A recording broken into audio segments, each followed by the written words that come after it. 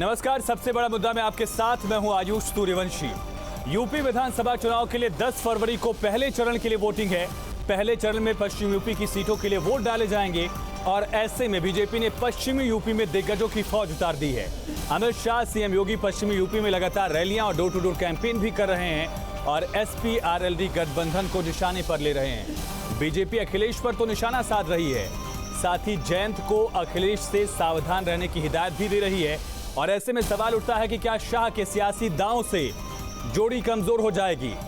पश्चिम विजय पर शाह का जोर आखिर क्यों है और चुनावी नफा नुकसान ये जोड़ी का भविष्य भी तय करेगी।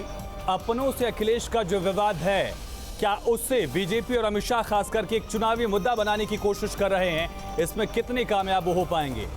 और जयंत नहीं, आजम है अखिलेश की पहली पसंद, ये सबसे बड़ा सवाल जिसको लेकर अमित शाह ने जयंत को हिदायत दी, अखिलेश पर तंज कसा और सवाल उठाया कि जब तक चुनाव है तब तक तो साथ में जयंत हैं, लेकिन उसके बाद आजम आ जाएंगे। ये रिपोर्ट देखिए।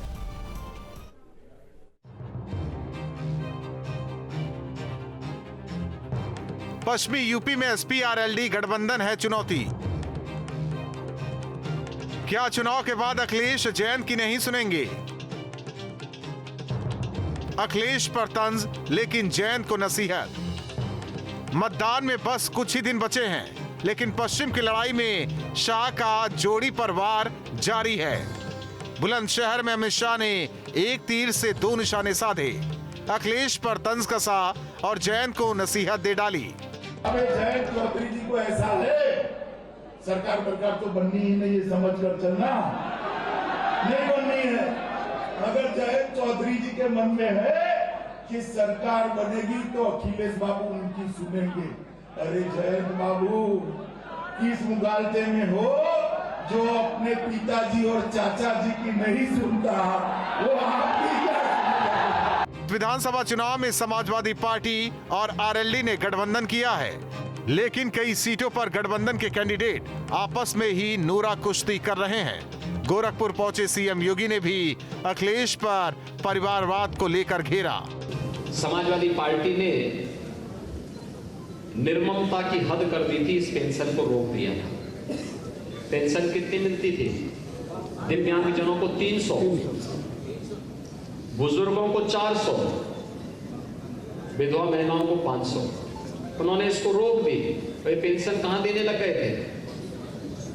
संख्या भी कम थी और कहां देने लगे। उन्होंने इस सब को रोक करके क्या किया कि समाजवादी पार्टी के पदाधिकारियों को समाजवादी पेंशन बांटी। बीजेपी के इस पार पर समाजवादी पार्टी और आरएलडी ने भी पलटवार किया है।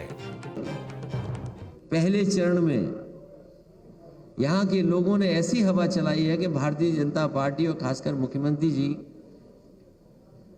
उनको समझ में नहीं आ रहा कि क्या कहा जाए। कहीं ना कहीं बीजेपी वालों की बौखलाहट सामने आ रही है। योगी जी की बयानबाजी को आप देखें, और बुलंदशहर भी कई बार वो आ चुके हैं, बड़े बड़े नेता कैंप कर रहे हैं। उत्तर प्रदेश में चुनाव प्रचार के दौरान सियासत और दिलचस्प हो गया है। अमित शाह हर रैली में अखिलेश जयंत के गठबंधन पर सवाल उठा रहे हैं, तो वहीं गठबंधन भी पलटवार करने में पीछे नहीं है। Team news state. Amit Shah जिस तरह से गठबंधन को लेकर निशाना साध रहे हैं, जिस तरह से लेकर उन्होंने सवाल उठाया है, सबसे बड़ा सवाल यही कि क्या जिस मुद्दे पर बीजेपी लगातार गठबंधन पर हमलावर है, वो मुद्दा सच में क्या इतना बड़ा है और उस मुद्दे का असर पश्चिमी उत्तर प्रदेश में कितना है? इन्हीं तमाम पहलू पर चर्चा के लिए संजय चौधरी जी, प्रवक्ता बीजेपी की तरफ से हमारे साथ जुड़ चुके हैं। अंशु अवस्थी जी, प्रवक्ता कांग्रेस के, हमारे साथ कनेक्ट हो चुके हैं और साथ ही आरएलडी का पक्ष रखने के लिए इंद्रजीत सिंह जी भी हमारे साथ जुड़ चुके हैं, प्रवक्ता हैं आरएलडी की। आज सभी खास मेहमानों का बहुत स्वागत है। इंद्रजीत जी, सबसे पहला सवाल आपसे ही है कि जिस कमजोर कड़ी पर क्या अमित शाह निशाना साधने की कोशिश कर रहे हैं, इसका असर क्या सिर्फ जयंत तक सीमित है या फिर जाट वोटर्स पर भी ये निशाना है?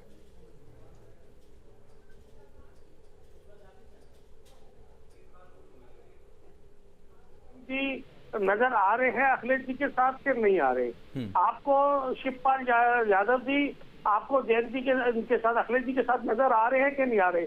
कहाँ किसको संशय है? बताओ कहाँ संशय है? कहीं संशय की गुंजाइश है? और आदरणीय शिवपाल यादव जी ने अपने परिवार को अपन समर्थन दिया है, और वो जो चुनाव लड़ रहे हैं वो भी साइकिल के चुनाव पर चुनाव लड़ रहे हैं। तो परिवार में तो कुछ है ही नहीं ऐसा। कभी भी मांस से नखून अलग तो हो सकता है क्या? मुझे तो पता नहीं कभी मांस से नखून अलग होता हो। अच्छा, लेकिन इंद्रजीत जी सवाल यही है, जिस बात का आप जिक्र करें कि चुनाव के लिए लोग एक तो हैं, क्या चुनाव के बाद भी जयंत चौधरी अखिलेश के साथ रहेंगे या फिर आजम खान आ जाएंगे? ये बीजेपी का दावा है। देखिए हाँ। हम लोग किसानी की बात करते हैं, हम बिरादरी की, भाईचारे की बात करते हैं। हिंदू मुस्लिम सिख ईसाई आपस में है भाई भाई। ये एक आजम खान जी ही की बात अलग से क्यों हुई? क्या वो समाज का हिस्सा नहीं है? वो परिवार का हिस्सा नहीं है? सारी जिंदगी समाजवादी पार्टी को दे दिया आजम खान साहब ने, तो क्या वो ये कैसे? और आज जैन जी के साथ हाथ मिलाया।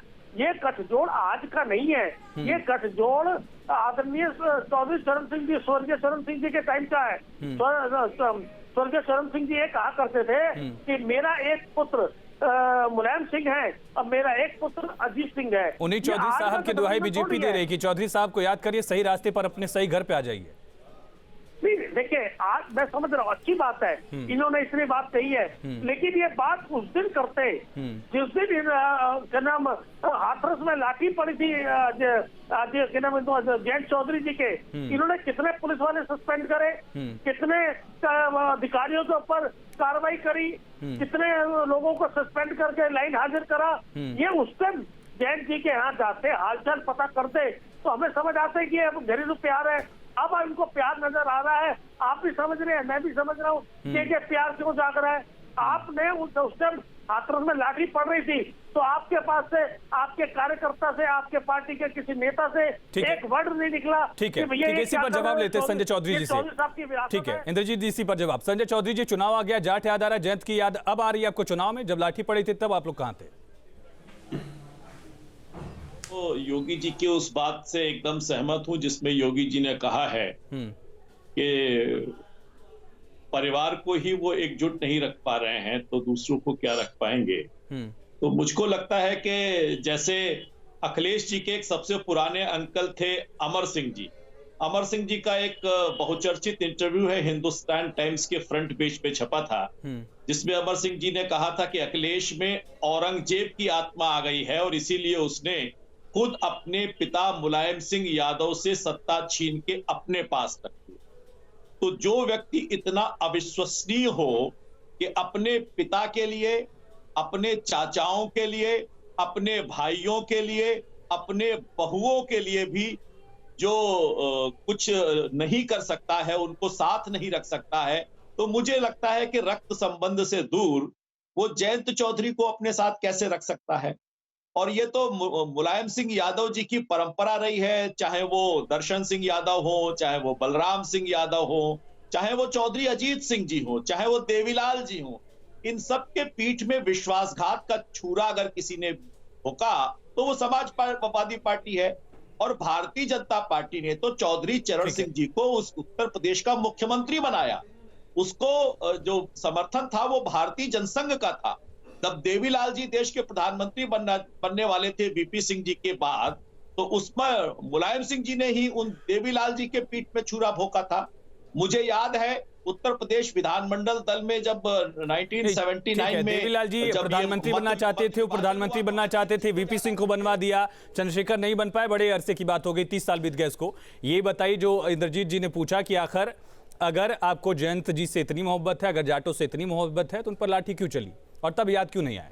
बहुत संक्षेप में डॉक्टर अजीज खान हमारे साथ जुड़ चुके हैं, मैं उनके पास जाऊंगा जल्दी से। मैं तो यही बात कह रहा हूं कि जब जाटों को लाठी खानी होगी, जब लाठों को डंडे पड़ने होंगे, जब जाटों को ऐसी जगह भेजना होगा तो आप जाटों का उपयोग करते हैं। लेकिन जब राजनीतिक, ठीक है, चलिए शायद आपकी आवाज नहीं आ पा रही चौधरी साहब। डॉक्टर अजीज का मैं रुख करूंगा। डॉक्टर अजीज, बीजेपी एक बड़ा आरोप लगा रही है कि अब तक समाजवादी पार्टी और आरएलडी एक साथ हैं, लेकिन जब सरकार आएगी तो आजम खान एक साथ हो जाएंगे और जयंत को किनारे कर दिया जाएगा। बीजेपी ये कहती है कि जो अमर सिंह के नहीं हुए, जो शिवपाल सिंह यादव के खिलाफ हो गए थे, अपने पिता के खिलाफ हो गए थे, अपने घर की बहुओं के खिलाफ हो गए थे, वो जाटों का नेतृत्व कैसे कर पाएंगे अखिलेश यादव?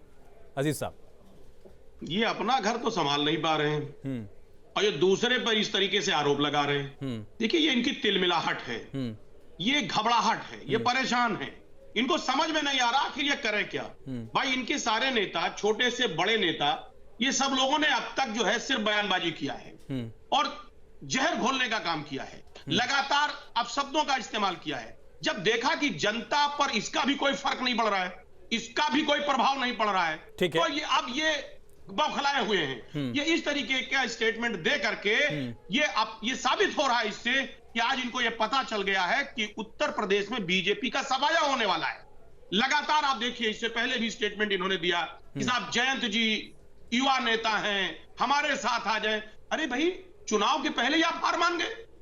चुनाव के पहले हार मानने का ये सीधा ये जो सिंबल है वो दिख रहा है।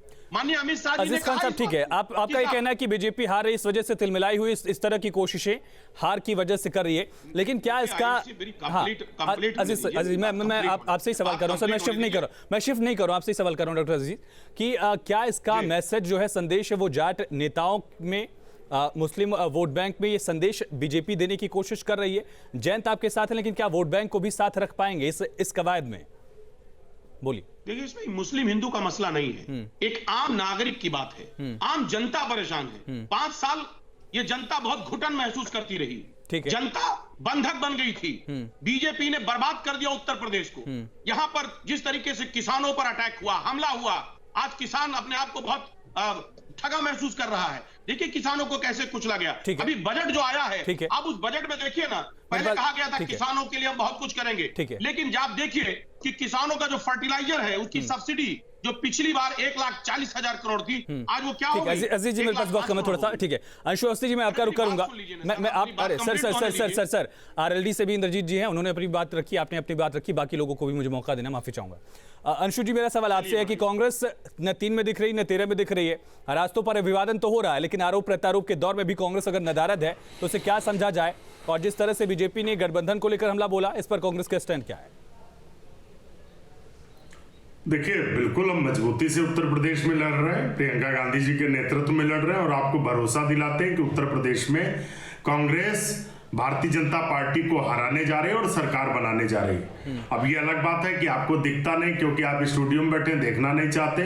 जनता के बीच में जाइए, देखिए कांग्रेस पार्टी ने जो प्रतिज्ञाएं ली हैं किसानों के लिए, महिलाओं के लिए, युवाओं के लिए, उस पर कांग्रेस पार्टी काम कर रही है। मुख्यमंत्री जी तो लेकिन हार मान चुके हैं। अब बौखलाहट उनकी देखिए आप, उनको लग रहा है कि गोरखपुर वापसी हो चुकी। जिस दिन से उनका गोरखपुर का टिकट हुआ है और केशव मौर्य जी लगातार उनको हराने का काम कर रहे हैं, तो इसलिए वो बौखलाहट उनकी कांग्रेस को लेकर नहीं है, बौखलाहट केशव मौर्य जी से है, बौखलाहट मोदी जी से है, बौखलाहट अमित शाह से है, क्योंकि सभी लोग आदित्यनाथ को गोरखपुर वापसी का जो बुरिया बिस्तर है वो पैकअप करा चुके हैं। ठीक है, इसीलिए उनकी बड़बड़ाहट है। लेकिन हम तो कहते हैं कि राजनीति में हारने पर भी इतना बहुत ज्यादा हताश नहीं होना चाहिए। मैं भी टिकट मांग रहा था, मुझे नहीं मिला, तो मैं फ्रस्ट्रेट थोड़े हो रहा हूं, लेकिन आदित्यनाथ जी हो रहे हैं। तो हम फिर से कहते हैं कि राजनीति में जनता की सेवा करो, राजनीति में सच्चाई पर बात करो। उत्तर प्रदेश में कोई काम नहीं किया आज, इसीलिए फ्रस्ट्रेशन। ठीक है, संजय जी के पास मैं लौटूंगा, लेकिन अंशु जी, हम जमीन पर हैं या नहीं है ये तय करने की गुंजाइश जो है हम पे रहने दीजिए, जनता पे रहने दीजिए। आप अपना काम करिए, हम अपना काम कर रहे हैं। 50 से ज्यादा टीमें स्टेट की जमीन पर है और जो इलेक्शन है, ठीक है, छोड़ दीजिए। हाँ, तो छोड़ दिया हमने कांग्रेस पे। ठीक है संजय चौधरी, ठीक है अंशु अवस्थी जी, अरे प्रमाण पत्र 2017 में आपको जनता ने दिया था। इस 58 सीटें में, इन 58 सीटों पर पहले चरण में 58 सीटों जो हैं वहां पर आप सिर्फ 4 सीटों पर नंबर 2 पे थे। ठीक है, देखेंगे 10 तारीख को देख लेंगे।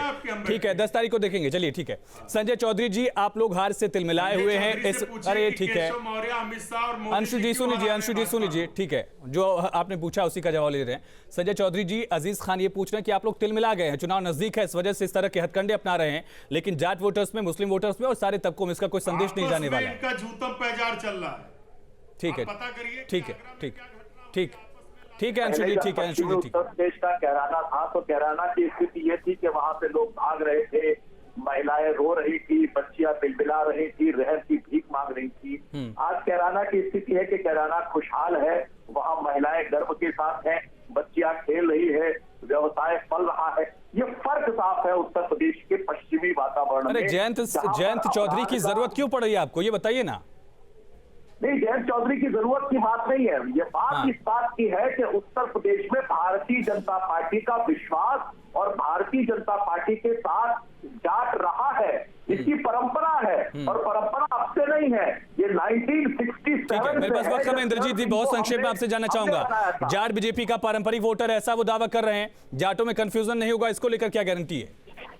देखिए, वन में ट्रैफिक कभी नहीं चला करता है। आप उनको, वो आपको सम्मान देते रहे और आप उनको सम्मान ना दो और उनकी चौधरी साहब की कोठी भी आप खाली करा लो। चौधरी साहब की कोठी खाली कराई, ठीक है। डॉक्टर अजीज 10 सेकंड मेरे पास वक्त नहीं, माफी चाहूंगा, इसलिए संक्षेप में प्लीज। मैंने आपसे पहले भी कहा आयुष जी कि इनकी तिलमिलाहट है, ये घबरा चुके हैं, सरेंडर कर चुके हैं। मैं एक बात बता रहा हूँ, लोग चुनाव लड़ने के बाद हारते हैं, ये चुनाव लड़ने के पहले हार चुके हैं। चलिए ठीक है, बहुत शुक्रिया आप सभी खास मेहमानों का सबसे बड़ा मुद्दा में जुड़ने के लिए, अपनी पार्टी का पक्ष रखने के लिए। पश्चिम की लड़ाई में जाट एक महत्वपूर्ण वोट बैंक है, बीजेपी साधने की कोशिश कर रही है। जयंत चौधरी कहते हैं कि वो नेतृत्व कर रहे हैं, लेकिन जाट किस पाले में जाएगा, पहले चरण के नतीजे किस पाले में जाएंगे, इसी को लेकर जोर आजमाइश का दौर चल रहा है और इसमें अपने दावे हैं, अपने वायदे हैं। एक छोटे से ब्रेक के लिए यहाँ पर रुकते हैं।